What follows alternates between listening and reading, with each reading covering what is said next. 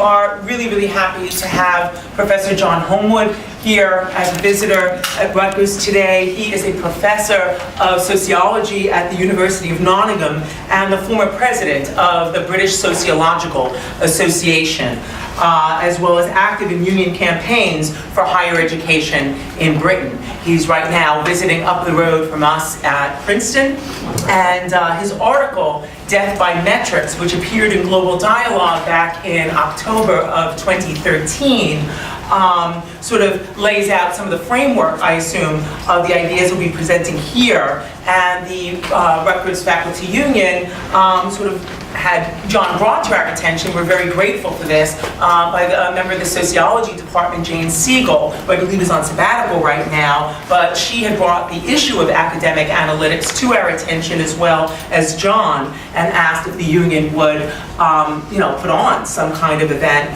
so that faculty can get their heads around this sort of metric of the professoriate. And we are very, very happy that, that both Women and Gender Studies and the Department of Sociology has endorsed this event today. Just end by saying this, the union, we're very thrilled to have concluded. We actually have lead bargainers right here, Rudy Bell from the History Department and Adrian Eaton from Labor Ed, who played central roles in getting you your raises, which are arriving, by the way, May 22nd, so you can thank them personally. They are here. And we intend to do this as part of a series of many educational events around everything from athletic spending to responsibility-centered management, as a way of first educating ourselves so that we can actually exercise faculty governance around these issues. Those of us who are organizers are literally talking to hundreds of you, and hear quite a number of complaints about the corporatization of the university and questions about how to push back. This is, of course, we are in higher ed. We start with a discussion, education, and debate around these issues. And we're very, very thrilled to have John Homewood here today to kick this off. So I'll just turn it over to John. Thank you. Thanks very much, Sherry. It's a pleasure to be here, and it's actually a pleasure to be introduced by the union. Were I in the UK and introduced by a faculty member, there's no guarantee that the faculty member would be a member of the union. The union membership has fallen quite a bit within the university sector, notwithstanding the urgent need for union action and response against this issue.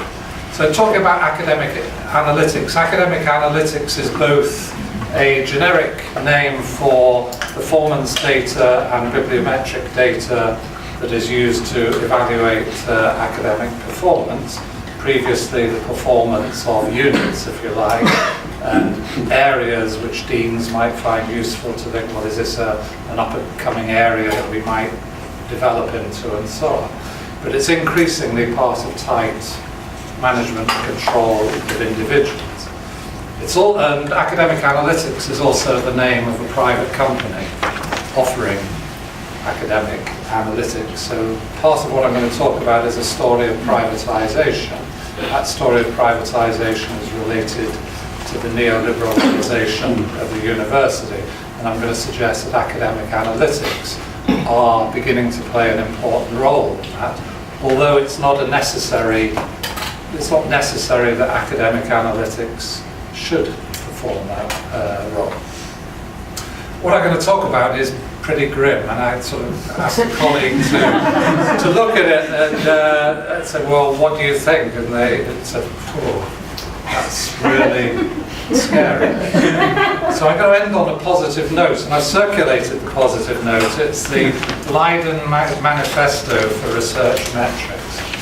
When we get to the end, I'll go through some of the aspects of how the Leiden Manifesto would have blocked some of the features of the British system if they had been sort of adopted early in the process. We've got quite a way down the process, so our struggle is going to be to get some of the features of the Leiden Manifesto adopted. It's a manifesto of people who are academics working in academic analytics, so it has, it's got very powerful intellectual case behind it. What I've got is a series of slides. Each of the slides is relatively self-contained, and what they add up to is how a system of governance of the university is putting into place. And I'm going to, in a sense, I want to show you the elements of the system that we have in the UK, because one of the problems I've found in talking about it is, oh, well, yeah, that bit seems okay, oh, that seems okay, that seems okay, that seems okay. And suddenly you discover that you've got something that fits together like a jigsaw, and it's increasingly constrained. So what I'll set out is, in a way, what the debates are about. And paradoxically, just at the moment that I think the audit screw is being turned even tighter, the academic debate is about the end of audits, the shift from audit to public value. I don't know if you're familiar with it, but audit culture is associated with the management literature on new public management. What new public management sought to do was introduce principles of business into the running of public services. And of course, in Britain, there's probably a more extensive network of public services than there is in the United States. So this could cover higher education and the National Health Service. Things happening in higher education very similar to things happening in National Health Service. What it does is shift from trust in professional practice towards something called transparent accountability.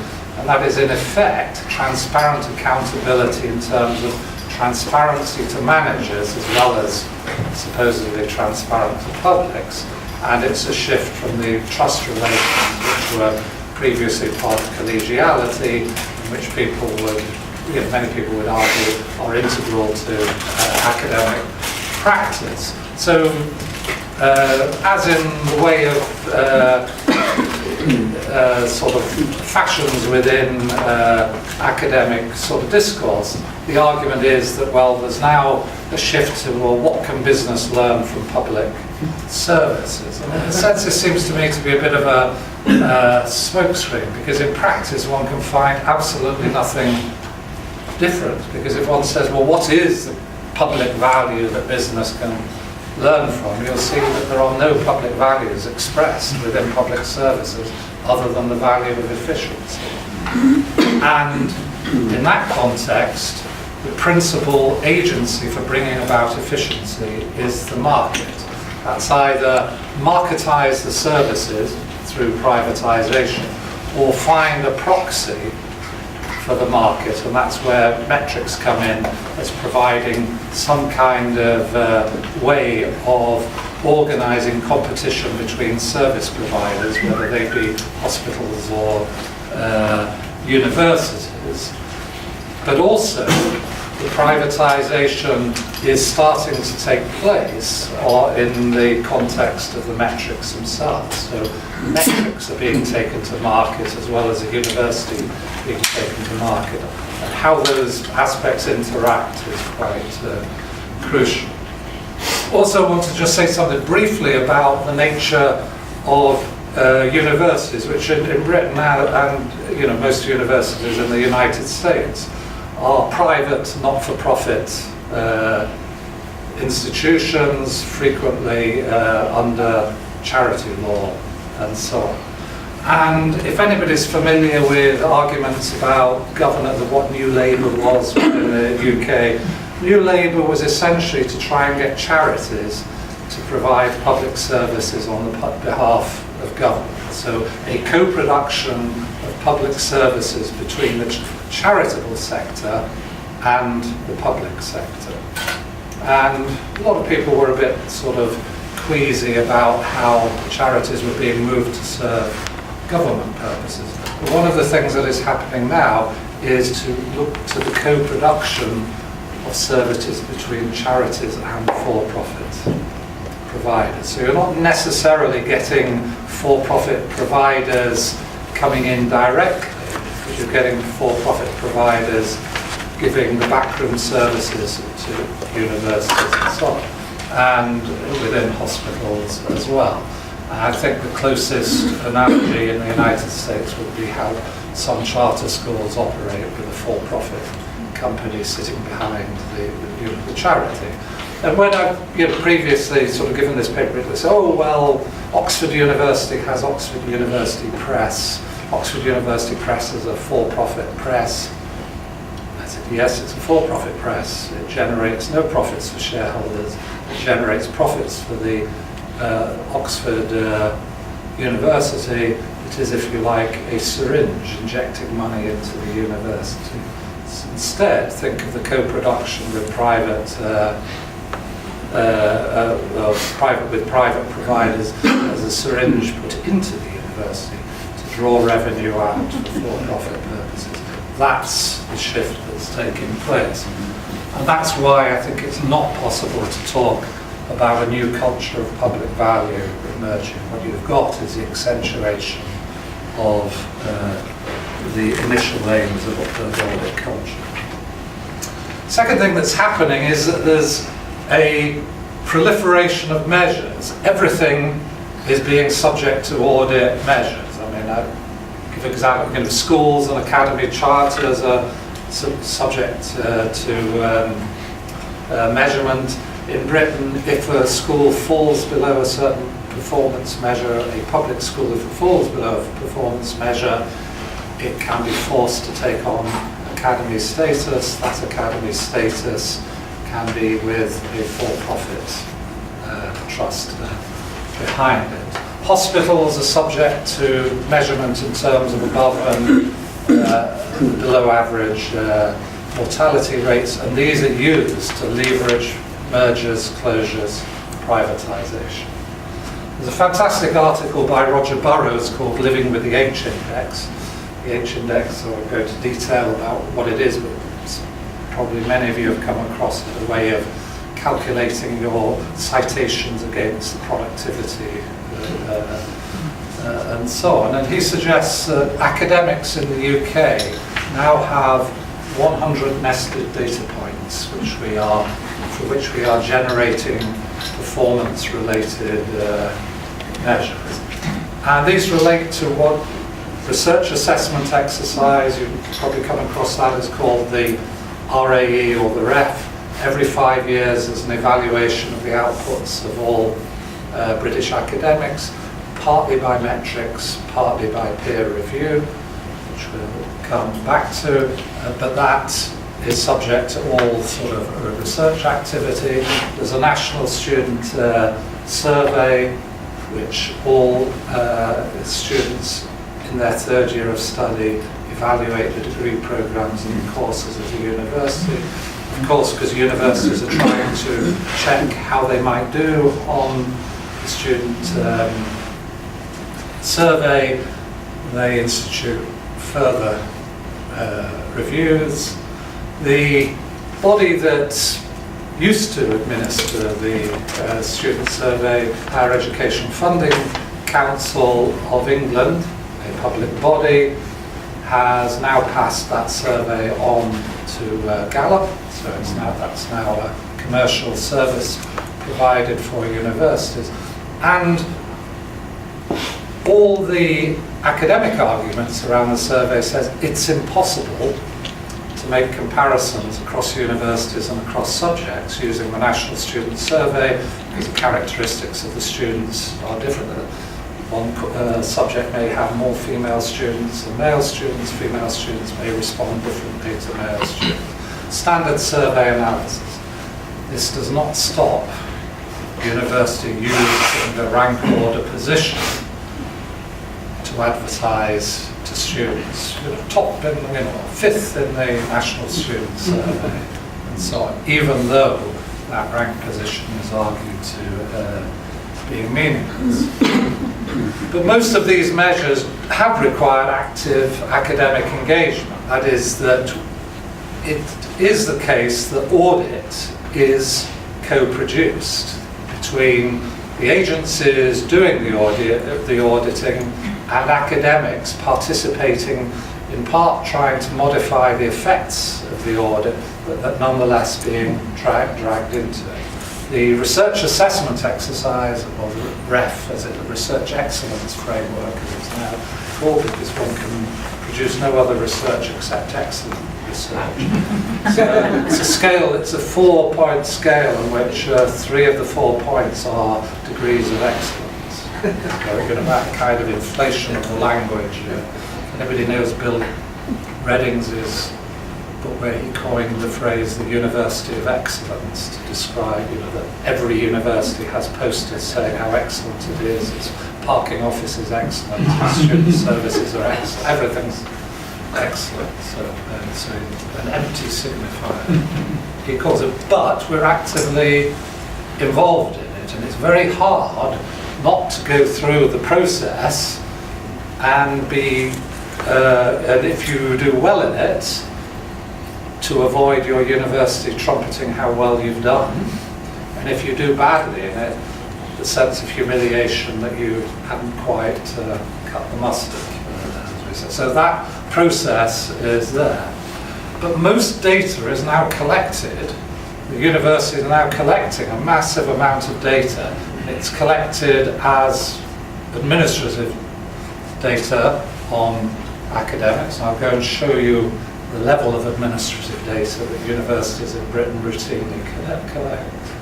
But it's also the everyday practice of academics. So even if we were not willingly participating, every time we download a colleague's article to look at, every time we click onto ResearchGate, we are generating a data point.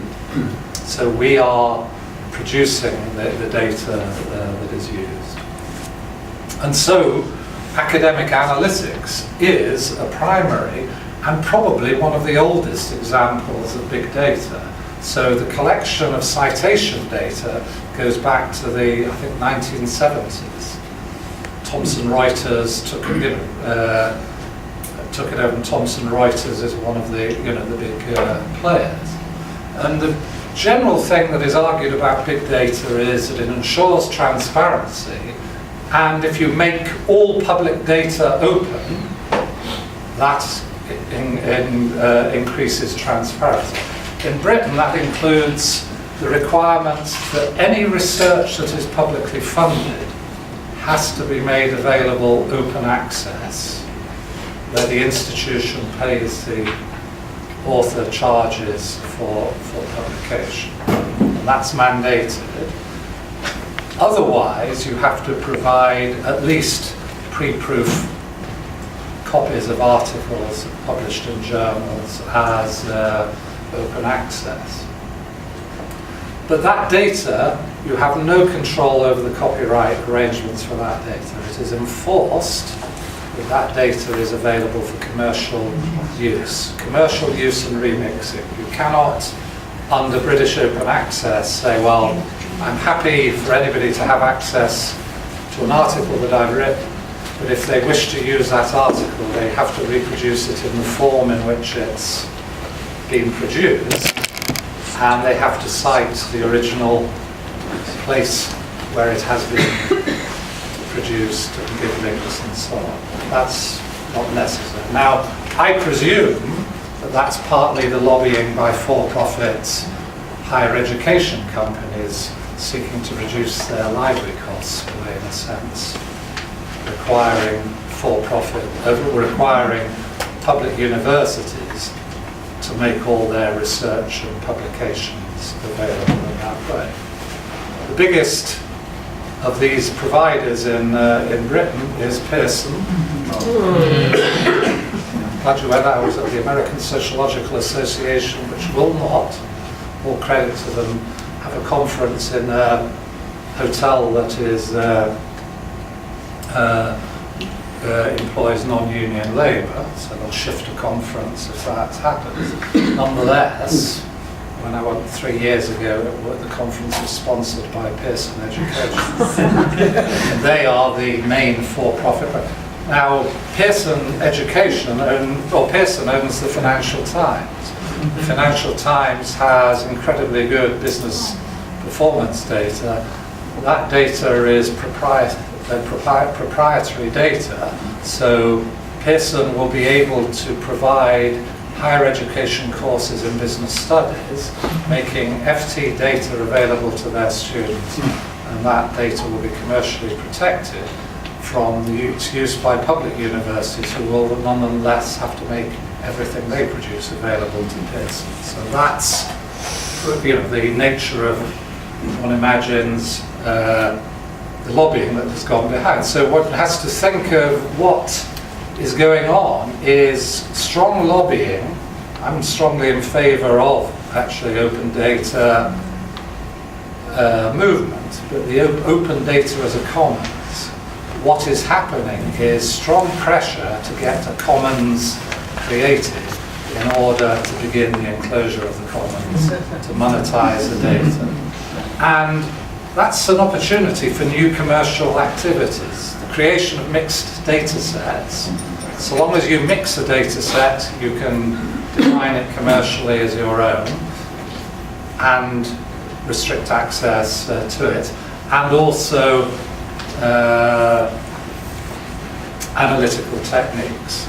And I would say for the first time, those of us who are in the social sciences or humanities are faced with the activity, with the fact that our colleagues are involved in commercial activities in a way not unfamiliar to people in sort of chemistry, say, or engineering.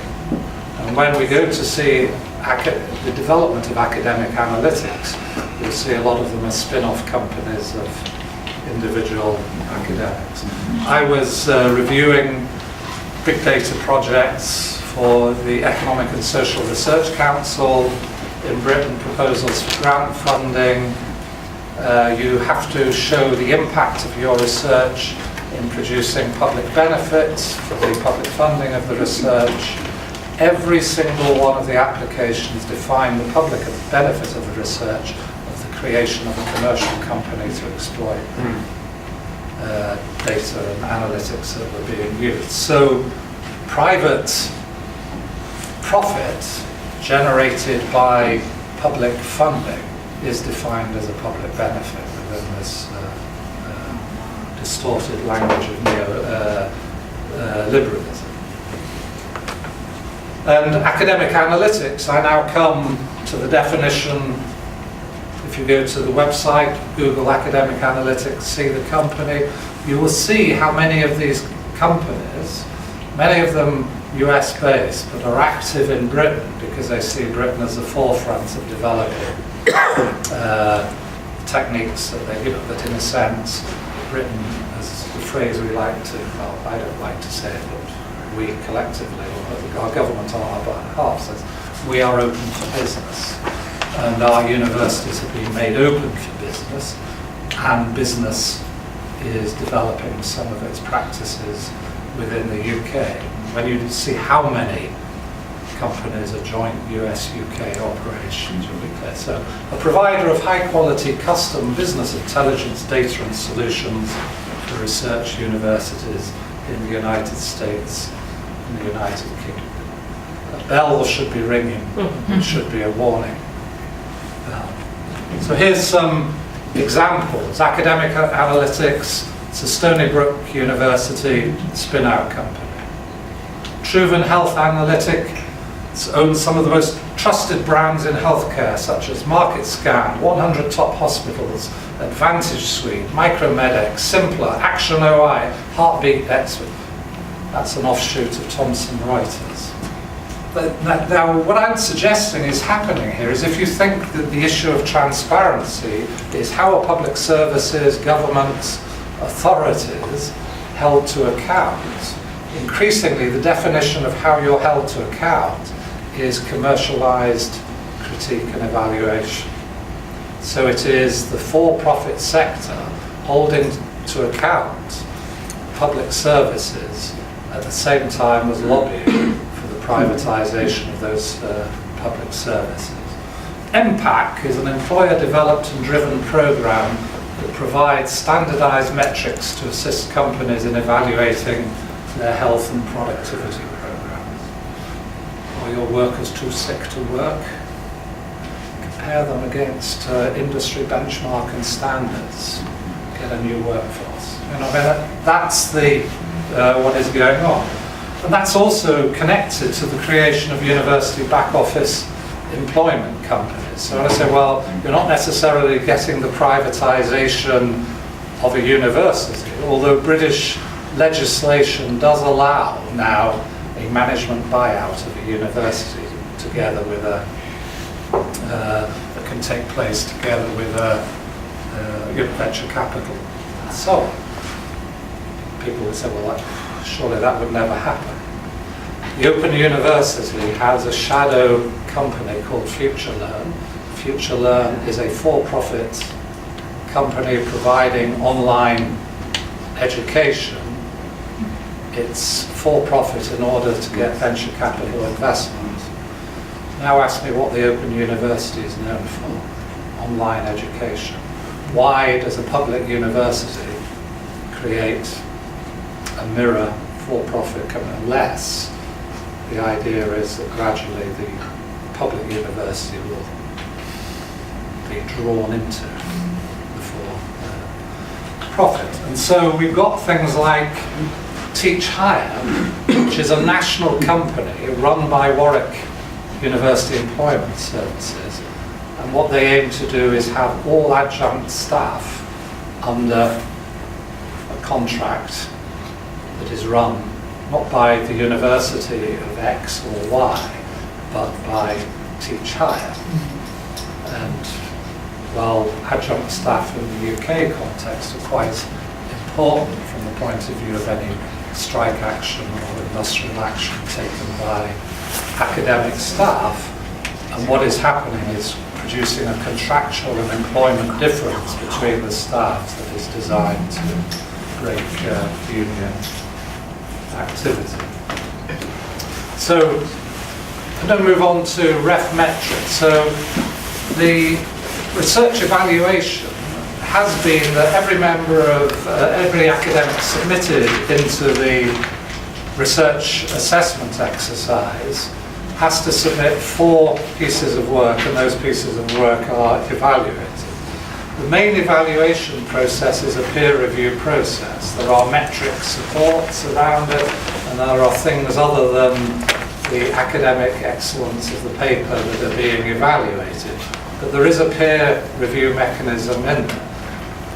This makes it very expensive. It makes it time-consuming and extraordinarily expensive. In the social sciences and humanities, economics is the exception, but the panels undertake to read every piece of work that is submitted as part of that process. So there's currently the metricisation of the ref taking place. Part of the lobbying around the full metricisation of the ref comes from private companies interested in doing it. So if this is conspiracy theory in action now, but if you want to know why academic analytics is now active in Britain, it's got a strong sense of the metricisation of the ref.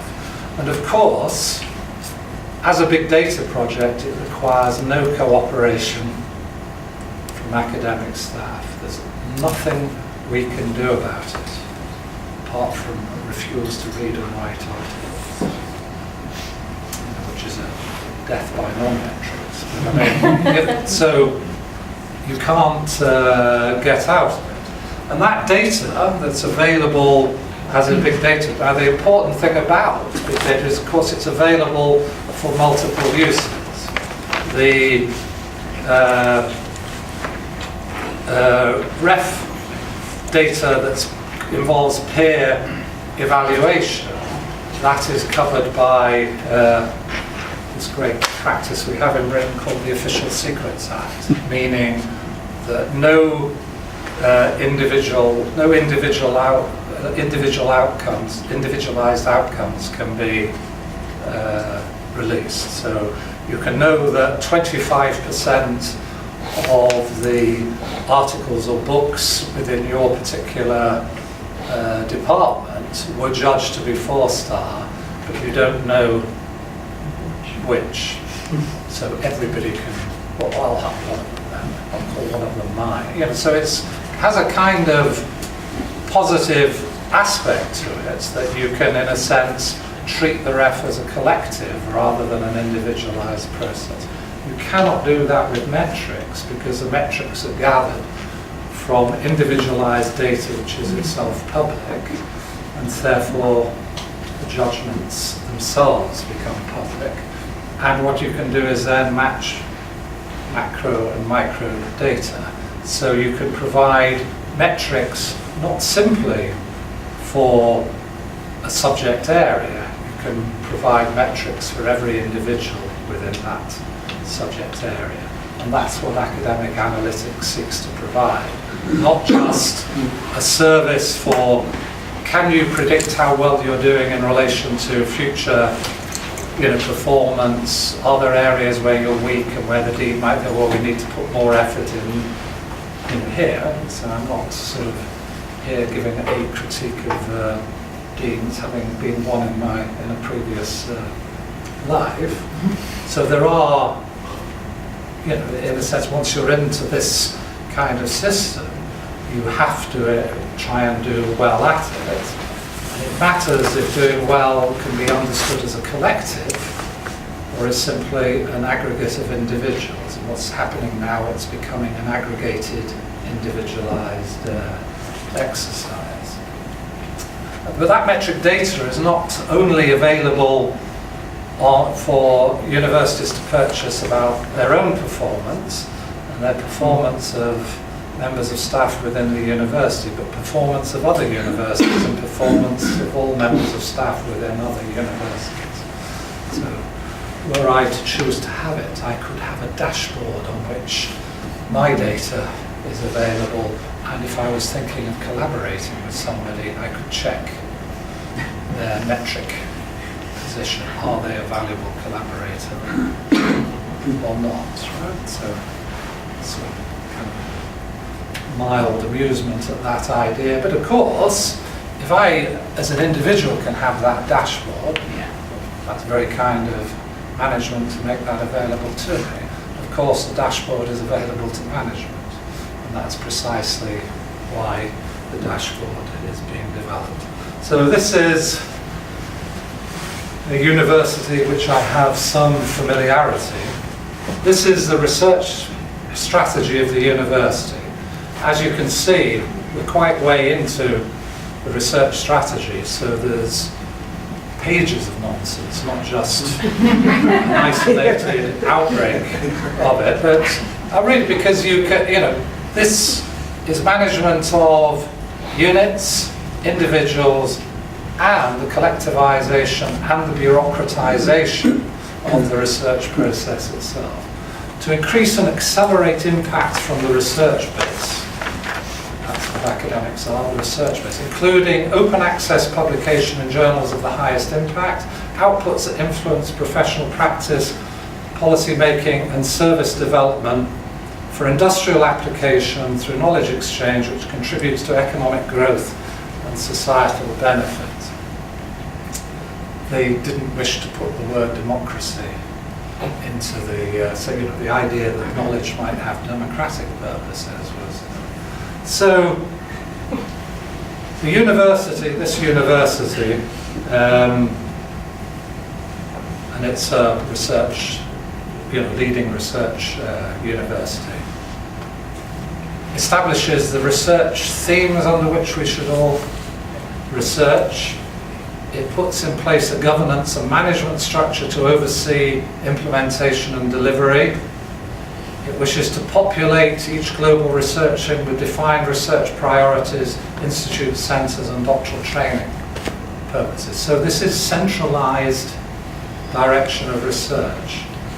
And then we have to optimise various things. Now this is that's the general approach to university strategy and bringing everybody into the university strategy.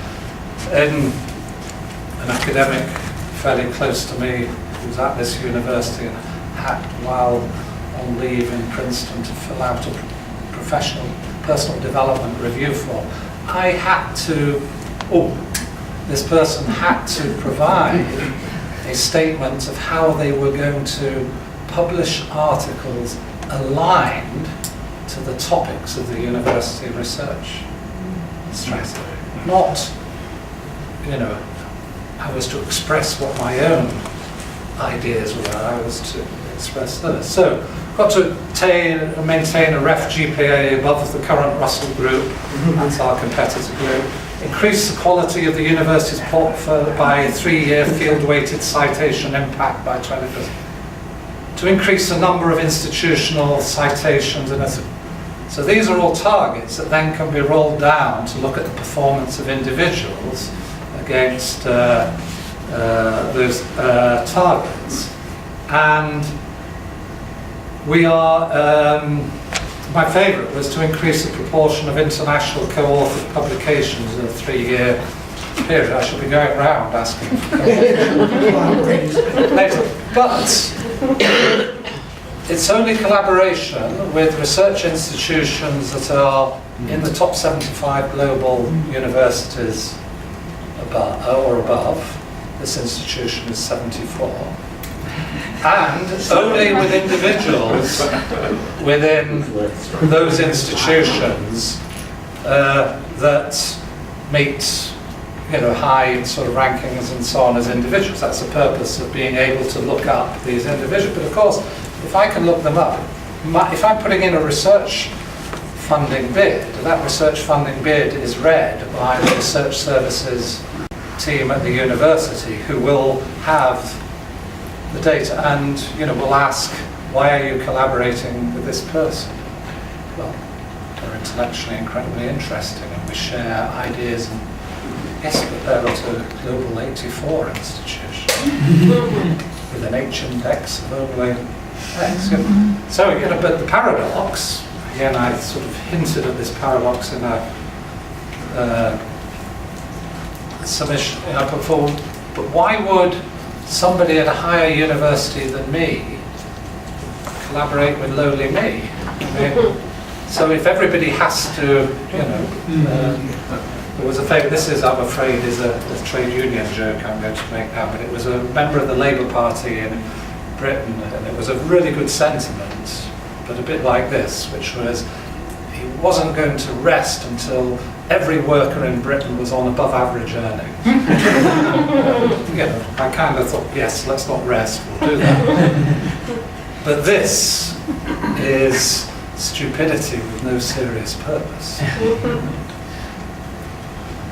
But we have something called track and a time-based workload model. Right? So what I'll show you is that these metrics add up and add up. Track is transparent resource allocation. Its origins are interesting because its origins are not neoliberal. Its origins are that when doing research, private beneficiaries of that research were not necessarily paying the full cost of that research. So they were getting a public subsidy. So how could one, in a sense, prevent that public subsidy? This was the Rothschild report of the 1980s and said, well, what we need to do is identify what kind of fixed costs of the university are associated with teaching, what's associated with research, and make sure you allocate them properly, so a proportion of the library goes into the costing of research, a proportion of office space goes into the costing of research, and so on. And that's called full economic cost. But it's quite interesting that as this was introduced to try and get private beneficiaries to pay the full cost, and still they haven't caught on with the idea of what a market means, is they don't necessarily want to pay what it costs. They want to pay as little as they can get away with, which might be below cost since we're producing the research anyway. So actually private companies don't show a willingness to pay for research. And in fact, R&D in Britain has declined, and now universities are to be made the solution of the R&D problems of private business in Britain. So now it's reversed. we shouldn't be doing research unless we can identify beneficiaries. Not that the beneficiary should pay, but that we should do research for beneficiaries and enable them to identify the costs.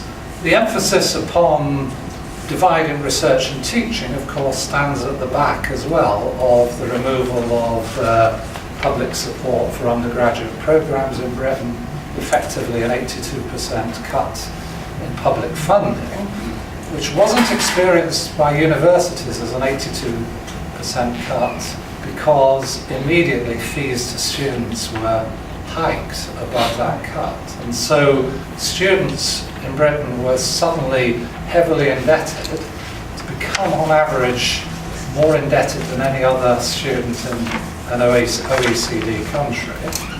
I should say students in England, rather in Scotland as an exception. And universities got more revenue as a consequence of agreeing a cut. So universities and university academics placed the interests of academics in having no cuts directly against the interests of students seeking to avoid debt and so on. So that's part of what goes on. But anyway, how did we get to track? It was initially time diaries over 4 separate weeks during an academic year. You had to say how much did you spend on research, how much time did you spend on research, how much time supervising research students, how much time on undergraduate teaching, how much time preparing for undergraduate teaching, how much time filling out surveys of this sort, and so on. And that became data for which I could say, well, then 40% of the activity of the university is research, and therefore that's the amount of fixed costs. But now, it was pointed out in a report about 4 years ago, the Wakeham report, how surprisingly few universities used track methodology in order to, for internal governance purposes. They just filled this in order to work out how much extra they could charge, but they didn't use it to manage their academic staff. And of course, there's this phenomenon with vice-chancellors or presidents, a light bulb goes off. And so now a university are increasingly introducing track methodology for the everyday running of the university. And again, a university with which I'm closely associated I now have a fixed budget of hours, 38.5 hours a week for X number of weeks a year, and I have to assign all my activities into those hours. I mean, there are absurdities that come from it, but the point would be is that not only does the university have all my metric data relating to publications and so on, all my data relating to student evaluations of my courses, it has all my time allocation data, and it has my salary as well, so it can work out.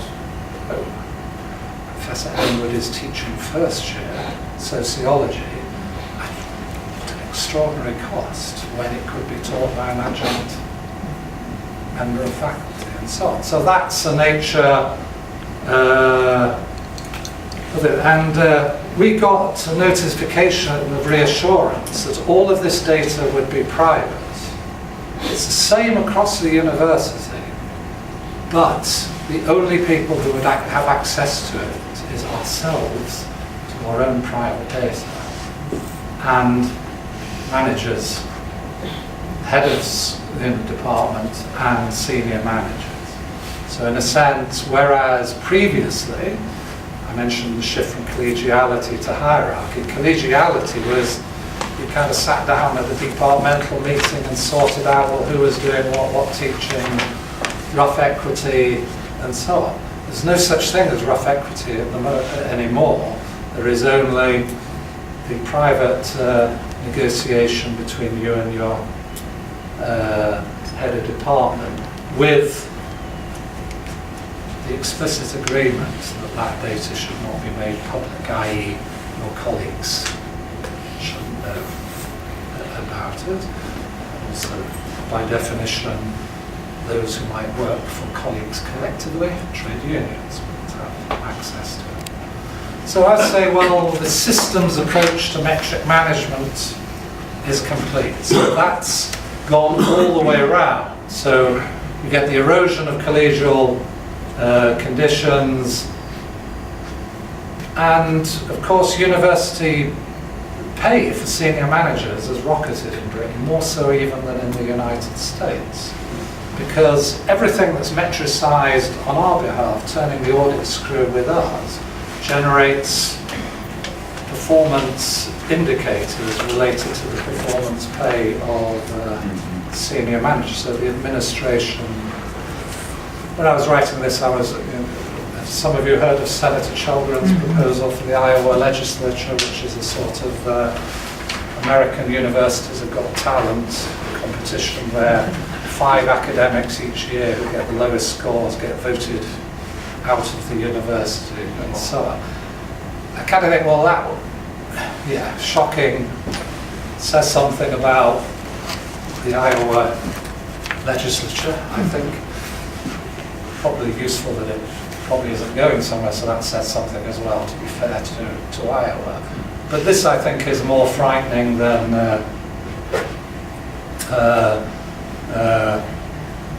Iowa. This little cartoon is the dreams of robot academics. As we become robotized, all we can do is think under a tree and imagine what it would be like to be free, pursuing other policies. So that's the kind of end of the talk overall. But now I'm going to say, well, it's pretty grim. And this is a story that's been unfolding over the last 20 years. If I said to colleagues, when are we going to fight this? Well, it doesn't seem too. Well, what about this? That's, oh no. What about this? No. And then, but it's become this. How can you fight it? So I used to have 3 slides of ostriches. One was ostriches smiling, the ostrich being the academic, going, there's opportunity for research funding to study this. And the next was the ostriches with the head in the sand. Don't bother me, I'm getting on with my research. And the third one was ostriches scattering, going, what is happening? But I think there is something that could be done, and big data and metricization sounds incredibly overwhelming. But there are just a few insertion points. And last week, the Leiden Manifesto was published in Nature. I think every university that has not yet gone as far as this ought to be very quickly embracing metrics in order to get the Leiden Manifesto commitment. So these are the 10 principles of the Leiden Manifesto, that there needs to be qualitative involvement alongside quantitative. That is what the current struggle in Britain is about, is removing that qualitative aspect, which even if it is, most British academics will complain about the RAE ref process. If we go over entirely to quantification, that it will be the more serious problem. Measure performance against research missions of the institution, group or researcher. That's a statement, don't hold all universities to the same accounting standard. More or less, I've got red stars to indicate the ones which would be currently not met by the British ref RAE in its current form. So the first one we will need to fight to keep. The second one, we've solved the past because already performance is measured against a single definition, and that single definition has now been accepted by all institutions, so it's too late for us, I think. Protect excellence in locally relevant research. That's an incredibly important one, because that's one that says, if you do research, which is incredibly powerful research that benefits New Jersey, that should be regarded as highly as research that benefits the United States as a whole.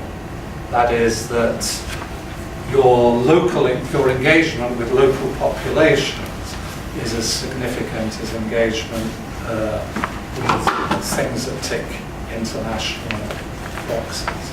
And that for us would, if we had that would in a sense enable us to bring back different research missions for universities. So that's one that's incredibly vital to take from this manifesto.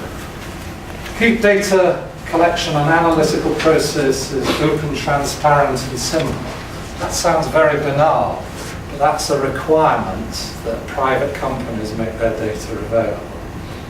And that's the one that private companies will seek to block, and that's the one that enables the people who are expert in the field of bibliometrics to get engaged on behalf of academic values against the process.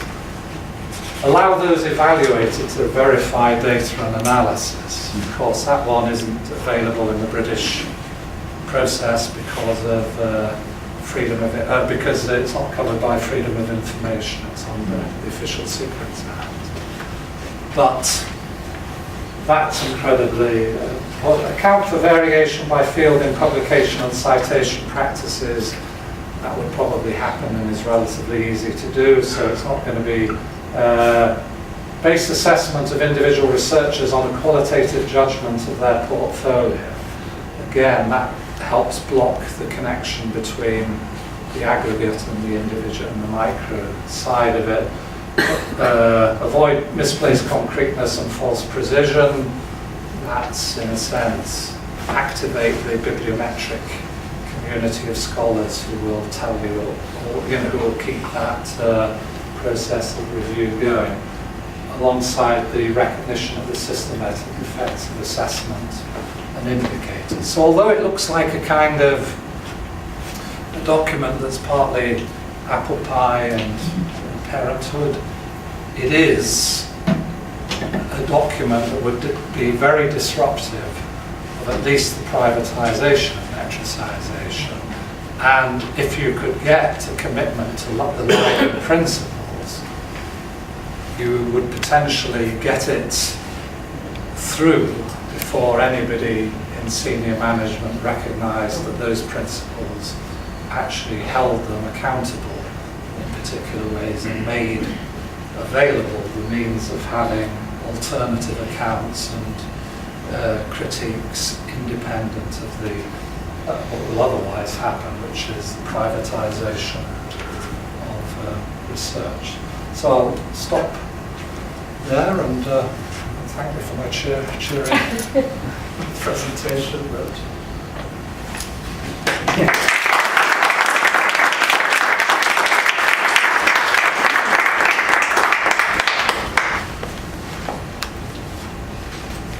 Questions, I guess, or statements of aghastness.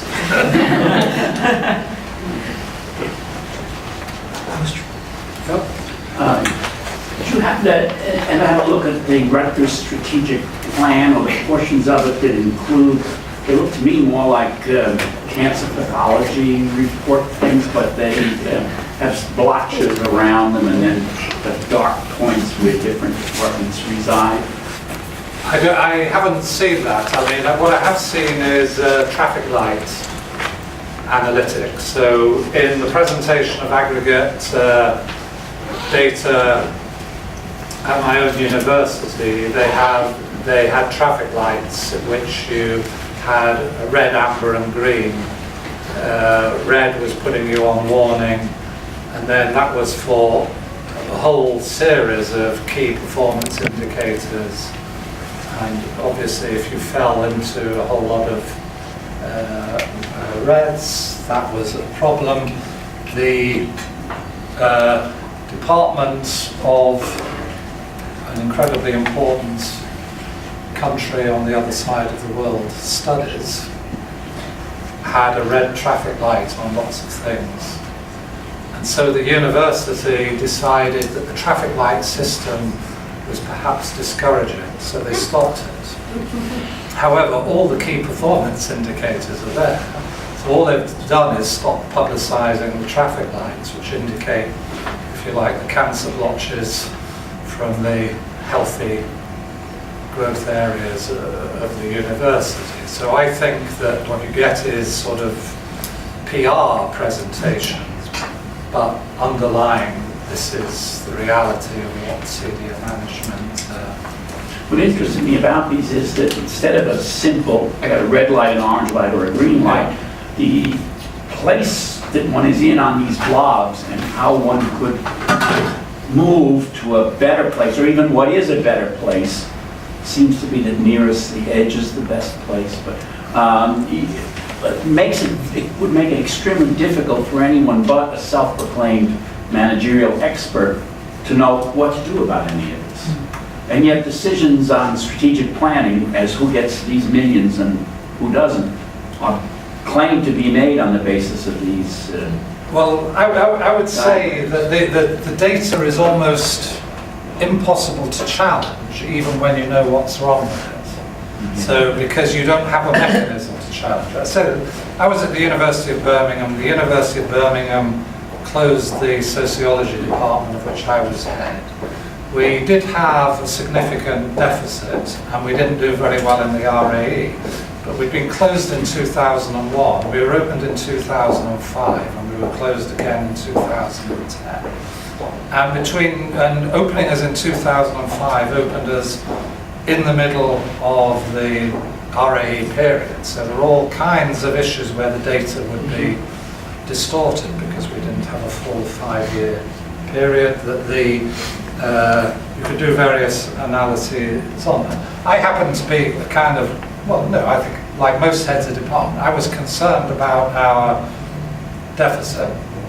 Thought that it was really important to get our deficit down because our deficit was paid for by others in the university, and so it was our obligation to. So I said to colleagues, we've got to do stuff about it. We came up with various plans. The university was not interested in any plan that came for the department for reducing the deficit. So I started a year, don't worry about the deficit again, we'll discuss that in a year's time. So, well, why would we not discuss it now?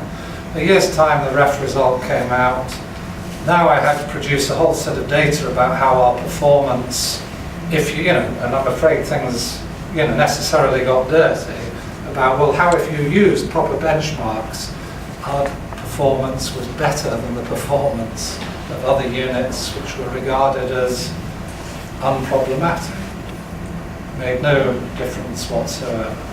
External assessors were involved in the process. External assessors were not allowed to speak to the department. They complained to the university. They were held under confidentiality agreements not to say anything to the department. One of them broke ranks and said the university had actually misquoted the statements from the external examiners to turn them from support of the external assessors from support into criticism. But all the documents we were dealing with were documents in which the planning department of the university had done an analysis of our data and wouldn't accept our alternative analyses of the data and wouldn't even discuss them. Say, well, it's not a matter for the department to respond and present. We had to fight to present the data at the alternative data at the review, but of course just presenting the alternative data doesn't do very, very much. So in a way you have to have due process within the institution, but it's almost certain that anybody who's sold a package for how to represent in terms of cancer clusters has also sold what to do. The above average mortality rate, that's a private company made up of Dr. Foster and made up of academics, a venture capital company and government funding to provide data on hospital performance. Well, obviously some hospitals are going to be above average and some below. Being above and below average doesn't represent that you are actually doing something. You may have a different patient population and so on. But the key indicator is dying in hospital. So the important thing for a hospital is not to have anybody die in it. So okay, so you have to get them into the community, but there's no community care because that's been cut back. So the hospital can be ruthless and just take you in the community. Or it can take advantage of the consultancy service provided by the company in question, which tells you how to manage and get better. It doesn't tell you how to do it by improving patient care. It tells you how to do it by improving your management of statistics, how much noise there is in your data, how to clean that noise out and how to clean it in the right way. Oh, and by the way, if you call one of your wards a hospice, it's not in the hospital anymore because it's a hospice, not a hospital. So long as you wheel the patient in their dying moments down the corridor into the hospice ward, they have not died in hospital. That's the, so that's in a sense the, I would say straightforward corruption that is inherent in it, because you don't have, you say, well, it's difficult to interpret this data, but you don't have access to the analytics that are being used to interpret it. Senior management does, and you need to say, well, how can we represent this data differently? How can we challenge that particular representation of it? That's why I'm encouraged by the fact that the Leiden Manifesto is, if you like, a public service by people working in bibliometrics and against the commercialization of their own field. So it's a public-private thing being operated within, within the disciplinary area that is, owes us a debt of responsibility and care, I think. So yeah. I thought that one cheery observation I was trying to convince myself might work here is that this place is so corrupt that we could never have any objective system because we're always going to have to game the system. And so therefore, the more bureaucratized, the more metrical it becomes, the less liable to bureaucratic and arbitrary manipulation. So there always has to be enough vagueness in the system. You're never going to go as far as the systems you described in the UK, which are kind of familiar to me by kind of peer review and so on. Then on the other hand, I think that a part of this that I think was there implicitly in your discussion is the danger that simply conforming to the system becomes the goal, rather than actually conforming to the goals of the system. Recently, my department was rated particularly high for its conformity to the process of working with the core curriculum. Not the success in delivering the core curriculum or delivering good education within the core curriculum, but its conformity to the bureaucratic ongoing process of core curriculum active committee members. So they feel nice about us. The fact that the students feel nice, no, that's nice too, but it's not the real central thing. And I think that's very much implicit in what you're saying, that the commercialization of this, the bureaucratization of this, the focus on these processes to the exclusion of the underlying realities of education and research tend to then create a system where one is rewarded for conformity to the system, not even conformity to the system's nominal values. Yeah, I would be much, it's because not hopeful about many things in the US relating to fairness and justice, but I am quite hopeful about that there are features of the US which mean you will not go as far as we have in the UK. The federal system, the relation of states, so that's it operates differently. You don't have a single system of higher education. You have different kinds of colleges with different and universities with different kinds of political commitments to maintain them and so on. So very significant thing in Britain is we're highly centralised, and we do have a single system of higher education. So you have to imagine that British higher education was the California Master Plan, and it was set up with many of the same aims and ideals and ambitions that the California Master Plan had. So the dismantling is the same as the dismantling of the California systems. But it's significant that the block to that dismantling has come with Scotland. So if you say, well, what's happening in the UK politically now is a highly centralised system that operates for the benefit of the wealthy and also for southern England is coming up against issues of devolution, and the attempt to maintain a neoliberal policy against the realities of devolution is sort of breaking the political system. So I don't know whether it's fortunate that your Tea Party is inside the Republican Party, but I mean our Tea Party, UKIP, is outside. So It's we're, hard, it is the Republican Party. Yeah. But I think that the electoral dynamics in the US are not going to be quite the same as Britain. But the inevitability is Scottish devolution necessarily entails devolution into English regions. So that may well mean there's a proliferation of whatever happens in Scotland. You have a 3 or 4 local establishments in England, because England is too large to treat as a single region. And so you might have some of the same Paris influences. I mean, you might. The problem is that we're sort of in a sense going off track. Britain is a post-colonial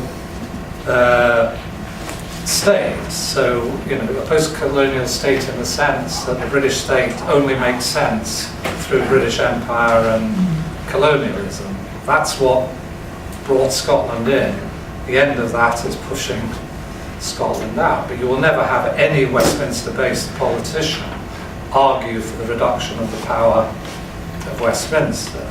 And so the only logical solution to centralisation is a reduction of power of Westminster, but that's, in a sense, a reduction of everything that conservative Britain holds dear.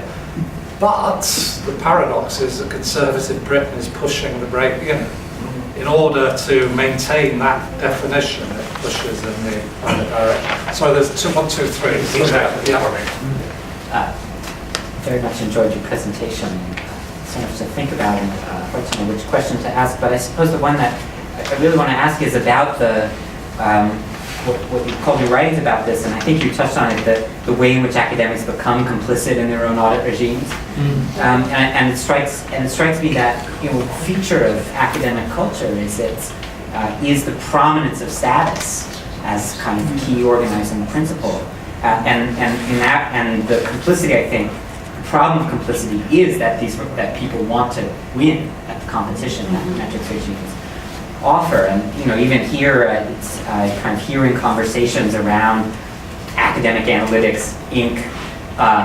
Adoption. You hear departments say, "Well, we're going to do all right on this, so we don't need to worry today about this."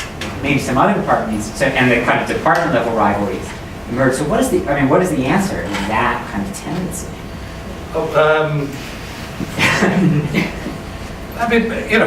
Basically, solidarity. Solidarity. Solidarity. I mean, I've slightly moved on, and partly being in the States, I've moved on in the sense that I got involved in looking at higher education because I think that looking at the shift from the California Master Plan to a privatized version. So, what was at the heart of the California Master Plan?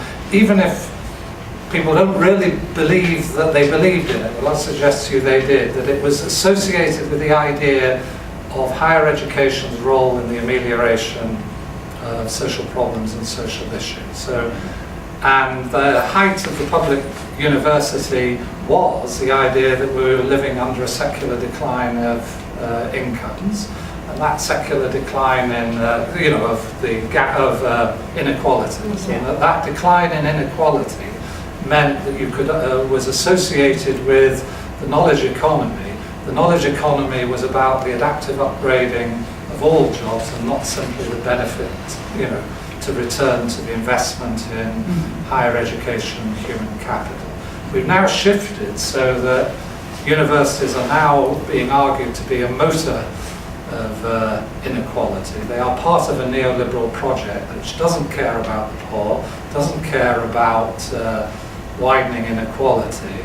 And the way I phrase it is, if you just pause and stop talking about the 1% and the 99% and talk about the 10% and the 90%, every British academic in a professorial position is in the 10%. Their junior colleagues are not, but some of them aspire to be senior colleagues. But it is noticeable that all senior academics in Britain are on performance-related pay, in effect, because professorial salaries are individually negotiated. All non-professorial, in our terms, i.e. not associate, not assistant, are on pay which is fixed within salary bands negotiated by the union. So all professors in Britain benefit from more pay going to performance-related pay than they do pay going towards the scale. So I said, well, we are a microcosm of the neoliberal economy. You can't fight for a better system of higher education unless you fight for a better, deal for everybody. And that there were 20, 30 years when academics didn't have to worry about how their deal related to everybody else's deal, because it was a perception, even if it was a false perception, but there was a perception that there was a narrowing of that difference. Now we have to address that actually we, and I include myself as a professor, are part of the problem. And as soon as I could use the 10%, people start to get a bit shifty about whether, I don't know, I think part of the problem is that bankers get paid so much more than academics. And I think the problem is that academics get paid so much more than cleaners. That's the problem. And it's cleaners who are being subjected to outsourcing and so on. Adjunct staff who are being subject to outsourcing and so on. So solidarity is the answer. Look over your shoulder there. Sorry, there was one there and then I thought people might like to know that the president of one of our national unions, Randy Weingarten, was just in the UK lecturing Pearson about its bad practices, though most of that was about K through 12 education rather than higher ed stuff. But anyway, our dues money go for that, so we should know. I think the most disturbing thing that you've talked about from my perspective is this time-based reporting stuff, and I'm just very curious to understand how widespread that is and whether it's actually a serious exercise or it's just to do it because they can do it, or does it have real implications for folks down the line? Well, I think it has serious implications, because previously we were used to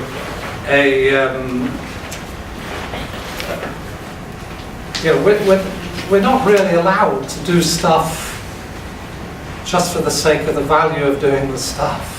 We're only allowed to do stuff that has value within these time limits. I'll give you one simple. When I was at the University of Birmingham, there was an introduction of how many days can we work a year on with our private consultancy. There was a recommendation that we had to take university consultancy rates for our private consultancy work. We had 40 days a year where we could do private consultancy. It was all set out and so on. And I said, well, can we do 40 days of pro bono work? And they said, well, what do you mean? I'm absolutely serious. It emerges as what do you mean, because sort of, much as I'm willing to criticise sort of Britain, we used to have a welfare state. So in a certain sense, certain kinds of pro bono work was not done because pro bono work wasn't necessary in the same way. Now pro bono work is necessary, but you're not allowed to do it. So they didn't know what pro bono work was. So I said, well, pro bono work is doing something for nothing because you think it's a valuable cause. They still didn't quite. So I said, well, could you explain a bit more? And I said, well, the problem with consultancy is, and everything that the university does, you know, universities in Britain are now organisations which, you know, we used to have the phrase about estate agents. If you shook your hand with an estate agent, you should check your fingers and make sure that all of them are, you know, you've still got them after shaking hands. The university is always asking for money. It's never actually giving anything to the local. So if you wish to work with the local community, what sort of co-funding can the local community bring? So if you've got people who can't bring co-funding, why can you not engage with their sort of interests and see what, you know, what resources a university can provide for them? The response finally, when they understood it's doing something for nothing for people who can't afford to pay, was it sends the wrong message. Did they say the boom?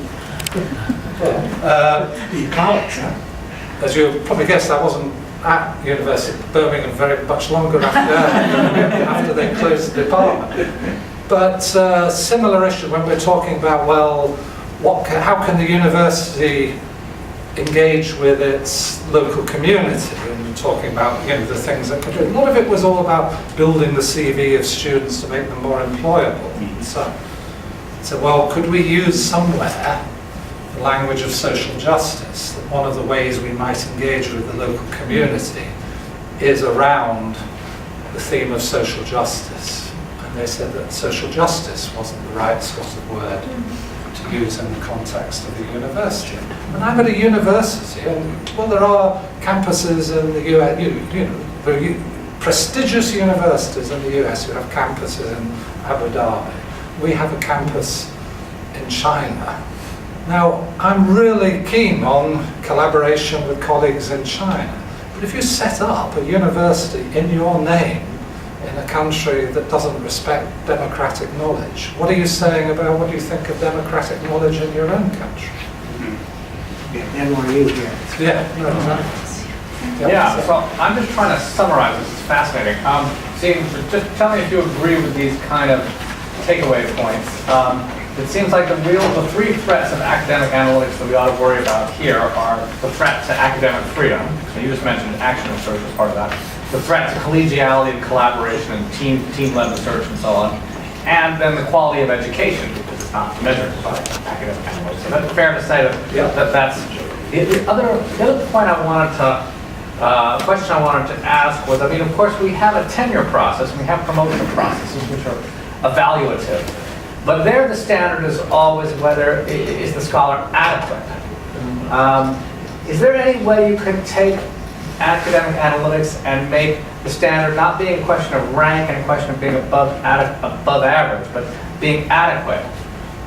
Or would that adequacy standard just be totally anathema to the whole process? I mean, I do think it sounds paradoxical, but I think if you go for good enough parenting, you get really good outcomes. If you go for good enough academicing, you will get good outcomes. If you try to identify excellence, what you do is I think you turn excellence into a kind of self-satisfied and complacent mediocrity. It becomes very complacent about its own standards.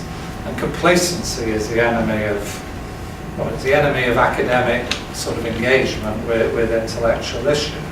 One of the things you will notice about the British system that I described, you know, because the universities are going after money, they're going after research funding.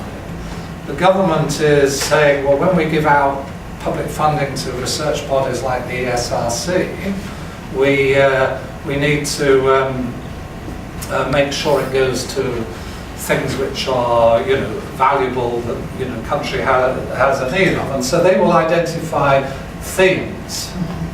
And So universities are identifying the same research priorities as the government funding agencies are, right? So everybody's, so you could go onto any university website in Britain, you will find them doing excellent and groundbreaking, no, possibly cutting edges actually. Bigger word. Groundbreaking might involve manual labour, but you're doing cutting edge research in cultural communication, digital futures, health and well-being, sustainable, transformative. Everybody's got the same things. Everybody's doing cutting edge. So it's so you've got. So if you say, well, a healthy research environment would enable people to work on new ideas which were outside the framing, but everything converges onto a central, set of ideas. So I think the threshold would be good. When metrics were first introduced, there were various meetings, or the idea of metrics was first discussed for use in 2008. I was one of only 2 academics who argued for metricisation of research evaluation, arguing that it would be good if metrics was based on identifying a threshold and paying everybody the same amount of money per capita over the threshold.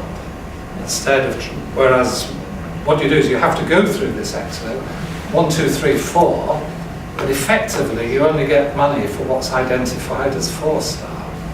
So it's worse, I guess. You've got a threshold to meet, which is roughly, your university will close you down if you've got, come below 2.5, but you'll only get money according to the proportion of 4-star research within your department. But is the research 4-star? How could anybody tell? If you look at the definition of internationally world-changing research, and you'll notice that Britain, whilst becoming more bureaucratic, has, in its research organisation, the quality of its research, as measured by the research excellence, it has gone up. So 42% more 4-star research in 2015 compared to 2008. If this was a Soviet Union, well, why not just introduce proper state planning of universities? Because it's the market functioning, in inverted commas, functioning as if it was a centrally planned system.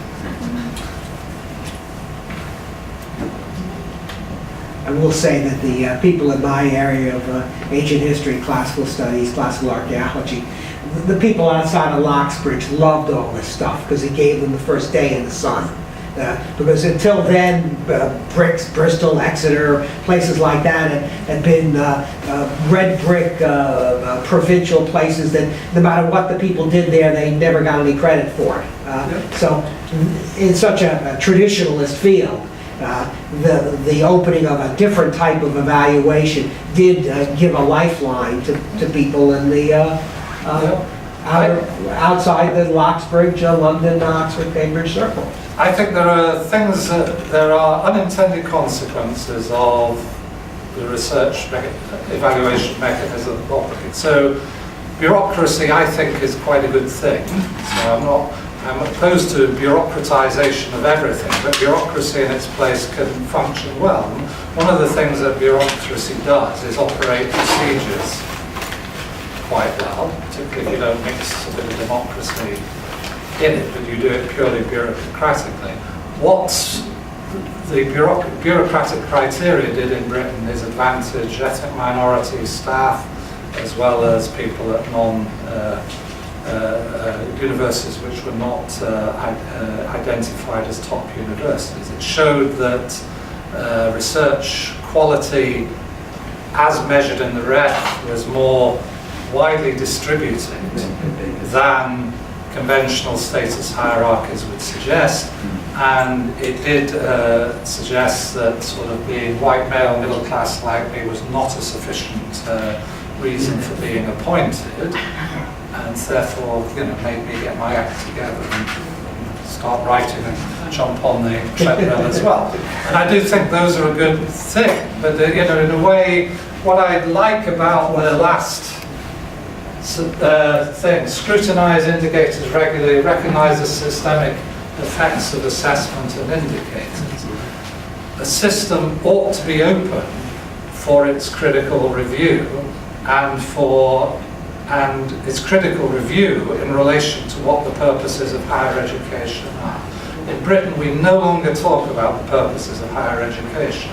There's only one purpose to higher education: investment in human capital and economic growth. And the last review of higher education, from which many of these reforms derive, that was the only definition of, because that was the only basis on which it would be correct to make students pay for it.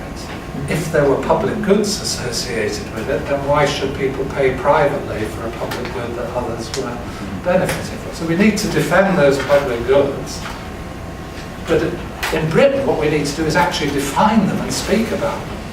Only one or two vice-chancellors in Britain have spoken about critically about higher education, you know, and these reforms. And in the present election, only one vice-chancellor has come out to support the idea that fees should be reduced and removed. Every other vice-chancellor has argued against the Labour Party being elected on the grounds that that would create disruption within universities. You know, Who was the exception? Where was it? Sheffield University, St Keith Burnett. And we salute it even if it's a little later than what might have wished to be arguing there. But it is extraordinary, the only Vice-Chancellor to actually define and defend the university, defend it in the context of arguing, you know, that there were some things that mattered as much as the finances of universities, and that was the well-being of young people going into university, their debt, and so on. And personally, it's not a popular position. I would have preferred cuts to the university. I don't see that universities should have gone through a period of austerity and be the only part of British services that have actually received an increase in revenue. Because it'll only be squandered on performance review for professors. Seriously. Yeah, seriously, that's... Performance, yeah. Thank you very much. Okay.